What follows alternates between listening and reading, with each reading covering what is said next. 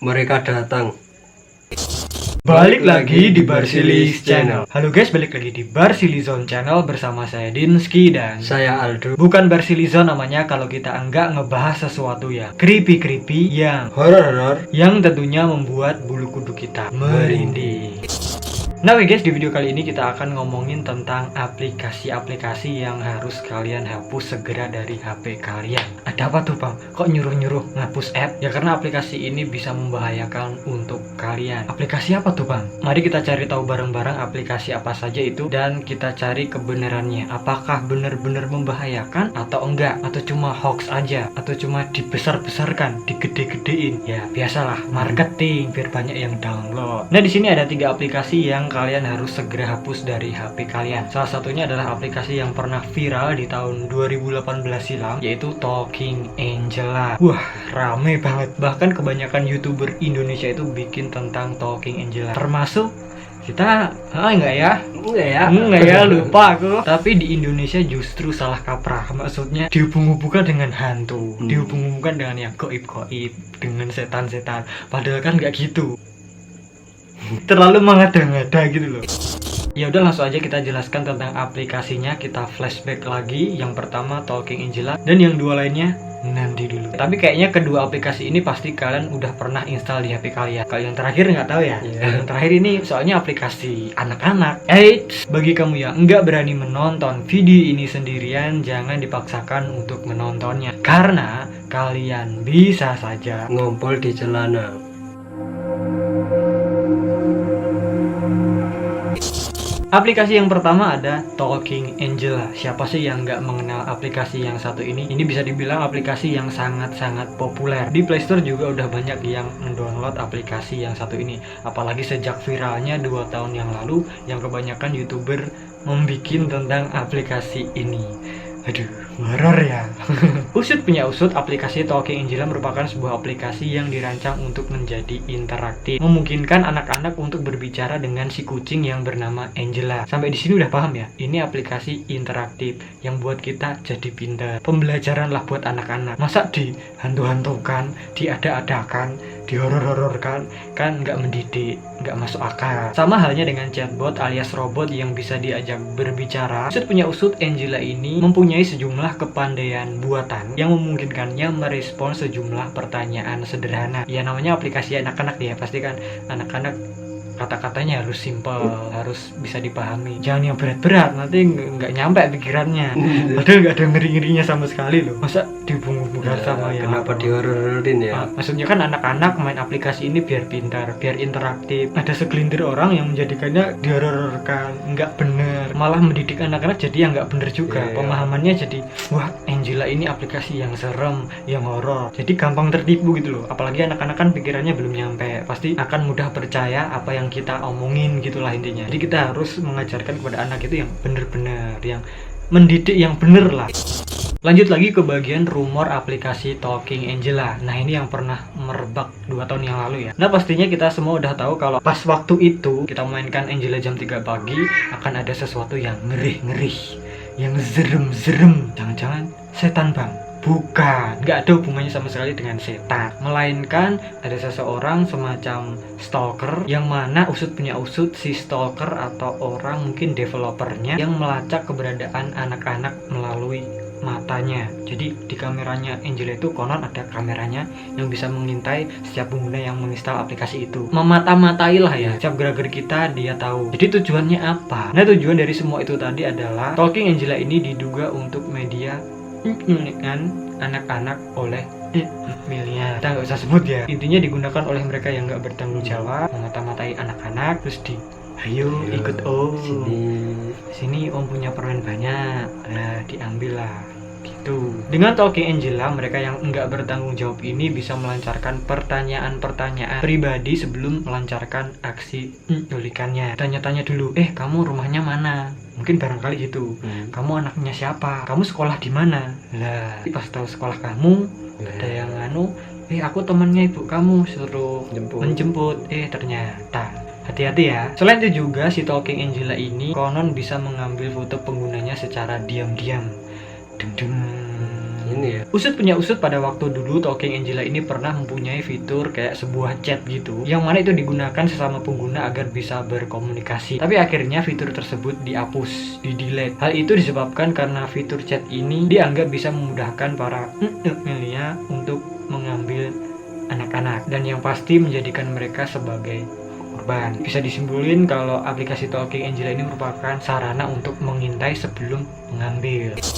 Nah, langsung aja di bagian ini kita jelaskan kepada kalian apakah hal yang kita jelaskan barusan, apakah itu real, bener, nyata adanya, terus bagaimana tanggapannya yang membuat app Talking Angela ini.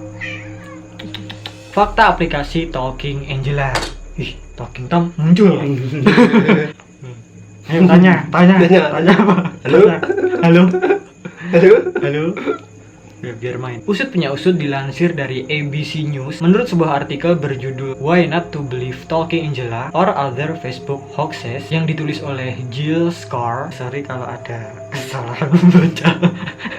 Internet belakangan ini telah menjadi sumber banyak ketakutan. Enggak hanya soal virus iklan yang bernama malware atau pencurian data dengan metode phishing, bahkan sebuah aplikasi pun bisa digodok di media internet dan dibuat seakan-akan membahayakan. Dalam artikelnya, pihak ABC News ini meyakinkan bahwa aplikasi My Talking Angela yang selama ini dicurigai oleh banyak orang, nyatanya semua itu enggak benar, guys. Hoax, cuma diada-adakan, dibuat-buat. Dan faktanya aplikasi ini ternyata aman-aman aja, baik-baik aja, nggak ada apa-apa, alias nggak membahayakan. Ini hanyalah sebuah aplikasi kucing bicara aja, yang sama halnya dengan chatbot alias robot yang bisa diajak berbicara. Ya kayak pembahasan kita kemarin, aplikasi AI My Friend. Seperti itu, tapi yang kemarin itu lebih pro-nya lagi. Memang untuk orang dewasa. Kalau Talking Angela kan ini peruntukannya emang untuk anak-anak. Sama dengan aplikasi yang kita bahas kemarin, Talking Angela ini usut punya usut memiliki sejumlah artificial intelligence atau AI. Ya ini AI juga ya, tapi dalam bentuk kartun, dalam bentuk binatang. Ternyata nggak ada apa-apanya ya, aman-aman aja. Jangan mudah percaya hoax, jangan diada-adakan, dihubung-hubung dengan yang setan-setan. Agak-agak masuk akal sih. Lanjut lagi ke aplikasi yang kedua yang konon juga berbahaya yang harus kalian hapus dari HP kalian, yaitu ada FaceApp. Pasti kalian semua udah pernah mencoba aplikasi yang satu ini, apalagi beberapa waktu yang lalu, balik lagi ke tahun 2017 pernah viral dengan filter jadi tuanya. Tapi sempat viral lagi ya. Sempat viral akhir-akhir ini kan. Iya. Tahun ini juga. Iya. Apa sih FaceApp itu? Usut punya usut, FaceApp adalah sebuah aplikasi yang dapat mengubah foto wajah kita dengan menggunakan beberapa efek-efek yang ada di dalamnya. Aplikasi ini memiliki beberapa efek seperti memberikan efek cerah pada kulit, seperti ini. Cerah kan, ada lampu, mengubah wajah kamu jadi pria atau wanita. Dan salah satu yang paling digemari yang pernah viral yaitu mengubah wajah kita menjadi efek udah tua, jadi kakek-kakek, nenek-nenek bangkotan. Yang kemarin itu sempat viral tapi yang versi bule toh. Iya, yang versi jadi wajah kita bisa diubah seolah-olah jadi bule. Sayangnya pas aku mau mencoba kemarin harus pro guys. Lebih beruntung lagi kalau kita emang peranaan bule ya, jadi nggak usah pakai filter udah bule dari sananya. Tapi sayangnya kita lokal ya. Sama dengan Talking Angela tadi, aplikasi FaceApp ini juga menggunakan teknologi artificial intelligence atau AI, yang mana itu untuk mengubah foto pengguna. Tapi tahu nggak sih kalau sebenarnya ada sesuatu yang janggal, mengerikan yang tersembunyi di balik aplikasi yang satu ini. Ternyata ada bahaya yang mengintai. Kalau yang satu ini lebih ke pencurian data. FaceApp bisa mencuri data kalian. Ini real. Meski terlihat asik banget untuk dimainkan, tapi kamu harus berhati-hati kalau main app yang satu ini. Karena FaceApp ini konon bisa aja menyebarkan, menyimpan, bahkan menjual foto pengguna untuk tujuan komersial. Meski foto kamu udah kamu hapus, udah ketanam di sana, udah ke copy di sana. Serem. Iya kan, buat iklannya kan nggak tahu iklan apa. Jangan-jangan iklan yang negatif pakai muka kamu gimana? Pakai muka kamu kan berapi. Kemungkinan hal itu tertuang dalam bagian persetujuan atau agreement dan ketentuan pemakaian dari aplikasi FaceApp. Usut punya usut, bagian tersebut memang biasanya jarang dibaca.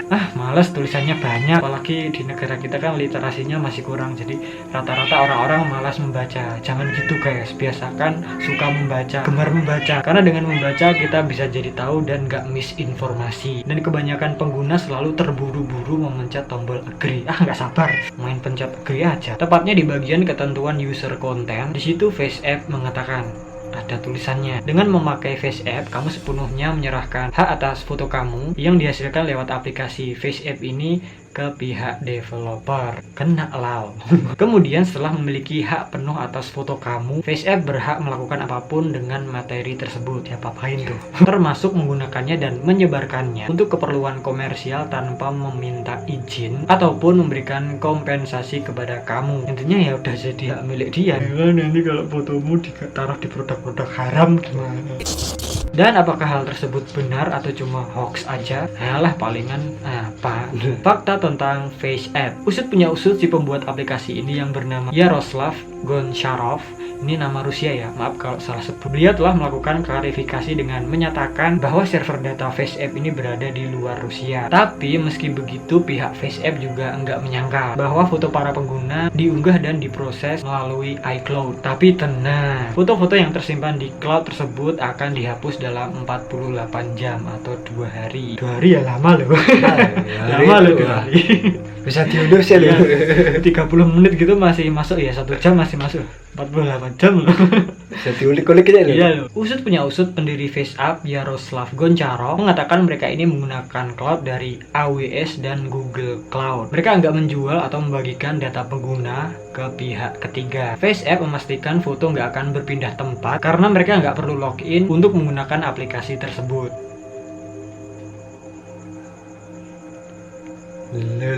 Kok mati? Loh, bisa loh. Kirain baterainya habis. Nah itu dia tadi rumor-rumor tentang FaceApp yang katanya bisa mencuri data. Tapi sebenarnya enggak gitu ya, masih aman-aman aja. Iya, ini fix mau habis sih. Coba dobesnya. Oh, jadi kaget. Wah, lagi.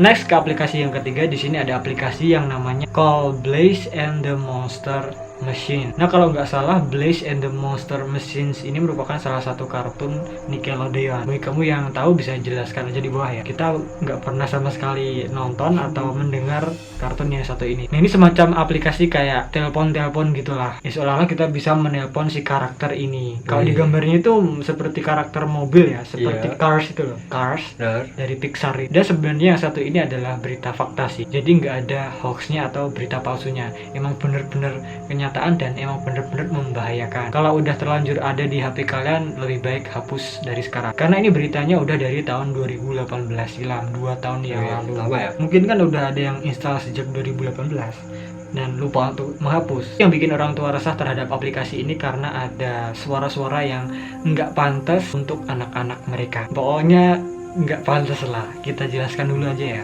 Ini nih yang nggak aku suka. Nah jadi di sini Google telah melarang atau menghapus sebuah aplikasi yang bernama Call Blaze and the Monster Machines, yang mana di dalamnya itu ada pesan atau suara yang mengancam anak-anak. Lebih tepatnya ancaman nusuk ya. Gimana nggak coba orang tua, gimana nggak gedeng-gedeng, gimana nggak khawatir kalau begini. Nah bener, ternyata aplikasi ini didasarkan pada sebuah acara kartun dari Nickelodeon yang namanya adalah sama, Blaze and the Monster Machine. Dan itu kayak nggak resmi gitu loh, disamarkan, diada-adakan agar seolah-olah terlihat seperti produk asli, produk resmi dari Nickelodeon dengan embel-embel telepon Blaze and the Monster Machine. Emang bisa ya mesin di telepon? Nah ini nih, ini aja udah gak masuk akal ya. Enggak. Ya intinya ini aplikasi yang bisa memanggil karakter si Blaze and the Monster Machine ini. Anak-anak kan pasti suka yang begini-gini. Nah di sini ada seorang ibu dari Inggris yang bernama Cathy Shalom. Dia merasa ngeri dengan apa yang dia dengar dari aplikasi ini dan membagikannya di Facebook pada tanggal 22 Januari 2018. Usut punya usut, awalnya suara aplikasi itu dimulai dengan suara yang normal-normal aja. Masih biasa lah, kira-kira suaranya begini. Halo anak-anak, aku teman barumu. Kamu tahu, aku ingin bermain dengan anak-anak. Mungkin kita bisa melakukan beberapa permainan menyenangkan bersama. Nah, seperti itulah kira-kira. Tapi setelah itu tiba-tiba suaranya jadi mengerikan, jadi creepy, dan mengarah ke kata-kata yang enggak pantas yang enggak seharusnya didengar oleh anak-anak. Seperti ini kira-kira. Kayaknya kamu takut deh. Apa karena Insta yang ada di tanganku ini? Apakah itu membuatmu sedikit gugup? Insta ini akan membuatmu menjadi lebih menarik ketika menempel di tubuh kamu. Berarti kan celep, Serem. sangat-sangat nggak pantas untuk anak-anak. Stop lah, maksudnya kita nggak setuju yang begini-gini. Apa sih tujuan seperti ini loh? Bahkan di Play Store pun sampai bisa kebobolan aplikasi seperti ini loh. Apa nggak dicek-cek dulu Apa nggak sebelumnya? direview dulu ya? Bisa sampai lolos itu loh, diunduh anak-anak kan bahaya. Kalau anaknya banyak loh di seluruh dunia, tokoh karakter kartun internasional yang semua pasti kena. Ya gimana ya, pokoknya ya janganlah yang seperti ini, mengada-ngada sesuatu yang horor dihoror-hororkan, ngeri-ngerikan. Padahal sesuatu yang lucu ya, yang seharusnya itu ditonton anak-anak, mendidik, sesuatu yang positif untuk ditiru, mengajarkan sesuatu yang baik-baik. Malah ada segelintir orang yang nggak bertanggung jawab yang menjadikannya seperti ini, seolah-olah telepon ini horor bisa kan. Wah, itu bahaya itu ya. Bahaya banget. Anak-anak jadi berpikiran. Iya, berpikiran wah ini nyata, ini asli. Walaupun hiburan, tapi anak-anak itu nggak bakal mikir kalau itu hiburan. Mereka pasti ngiranya ini asli. Namanya juga anak-anak. Iya, anak-anak tetaplah anak-anak. Mereka nggak bakal mikir sampai ke situ. Belum nyampe ya pikirannya. Nah, kita sebagai content creator atau developer yang baik harusnya memberikan aplikasi atau video-video yang bermanfaat, yang baik-baik, yang menyebarkan yang positif-positif juga. Jangan yang seperti ini. Kita tahu ini nggak baik, malah kita nekat. Ya oke, hiburan, tapi kan banyak hiburan yang lebih menghibur lagi. Seperti contohnya kalian bisa, kalau kita aja ya sebagai YouTuber, kalian bisa cek tuh channelnya Aulion atau Agung Hapsah. Itu bener-bener yang namanya content creator yang sesungguhnya ya seperti itu. Banyak ya channel-channel kreatif lainnya yang menghibur, seperti animasi-animasi yang menghibur, mendidikan juga banyak. Jangan yang seperti ini gitu loh. Apalagi kita kan sebagai content creator yang baik atau developer yang baik atau siapalah, kita itu harus memberikan yang baik-baik, bertanggung jawab gitu loh, harus bisa mempertanggungjawabkan profesi kita, apa yang kita lakukan. Apalagi anak-anak butuh pendidikan, butuh kepintaran, butuh sesuatu yang bermanfaat gitu loh, yang bisa diserap. Kayak ibarat kita minum susu kedelai, sarinya kita minum biar pintar, enggak ampasnya buang, malah masa yang diambil malah ampasnya biar kenyang. Iya kenyang, tapi kan ibu nggak pintar. Iya, maksudnya iya nggak setuju sih kalau kita yang begini-begini ya deh. Kan tadi dibilang diunggah di Facebook, jadi banyak yang mengomentari teman si ibu itu, bagus karena ini jadi terbantu. Tadinya aku mau menginstal aplikasi ini buat anak laki-lakiku, tapi nggak jadi karena postingan kamu. Terus akhirnya nggak lama setelah itu pihak Google tahu dan menarik atau menghapus aplikasi Call Blaze and the Monster Machine ini dari Play Store. Terus Nickelodeon juga angkat bicara tentang aplikasi yang satu ini. Gedek jam-jaman, aku gedek jam-jaman, geleng berjam-jam, aku geleng berjam-jam. Halo? Masa ya kali kamu nginstal aplikasi Call Blaze and the Monster Machine kan nggak mungkin. Umurmu udah berapa gitu loh. Pasti kan anak-anak toh. Nah, anak-anak itu harus mendapat asupan yang pinter-pinter, yang positif-positif, nggak yang seperti ini. Tapi kita yakin banget penonton-penonton di Barsilizon ini adalah penonton yang cerdas, yang bisa membedakan mana yang baik, mana yang buruk. Kita tahu pasti kalian semua pintar. Jadilah smart audience juga ya. Nah itu dia tadi guys, 3 aplikasi yang harus kalian hapus dari HP kalian. Kalau yang kedua di awal, My Talking Angela sama FaceApp, nggak usah dihapus, aman kok. Berita-berita itu tadi cuma hoax aja. Tapi yang terakhir ini, kalau kalian udah terlanjur nginstal, ya hapus aja karena ya nggak manfaat sama sekali. Apa gitu loh, masih banyak aplikasi atau game-game lainnya yang lebih bermanfaat. Kalian install aja yang itu ya, jangan yang ini. Tapi kalaupun kalian yang mau penasaran, yang mau download, udah nggak bisa, udah nggak ada di Play Store, udah dihapus sama Google. Nah mungkin gitu aja guys perjumpaan kita pada video kali ini. Jika kalian suka video ini, please klik like, share, subscribe, klik icon loncengnya biar kalau kita upload video terbaru itu langsung masuk ke notif kalian. Follow juga Instagram kita @barsilizon, kenal kita lebih dekat. Kurang lebihnya mohon maaf jika ada salah-salah kata, perbuatan, dan juga informasi. Terima kasih dan matur nuwun. Sampai jumpa di video kita yang selanjutnya.